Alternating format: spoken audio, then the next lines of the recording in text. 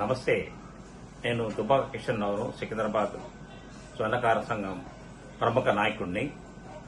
ఈ బంగారము ₹1,00,000 తొందరలోనే వెళ్ళడానికి అన్ని అవకాశాలు ఎందుకున్నాయంటే, చైనా ఫెడరల్ బ్యాంకు విపరీతంగా బంగారాన్ని కొంటుంది. మరి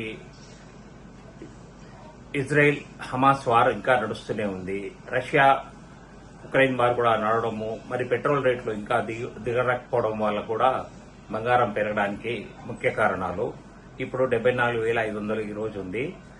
అతి తొందరలో అంటే నెల రోజులు కావచ్చు, 6 నెలలు కావచ్చు, మాత్రం ₹1,00,000 మాత్రం కంపల్సరీగా బంగారం వెళ్లే ఛాన్సెస్ ఉన్నాయి.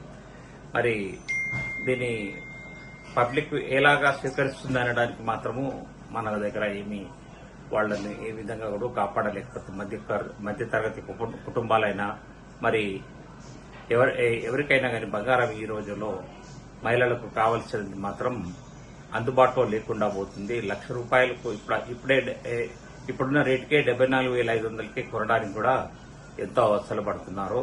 కాబట్టి మనము ముందు జాగ్రత్తగా ఇప్పుడే కొనుక్కోవడం మంచిదని నా అభిప్రాయం. నమస్కారం.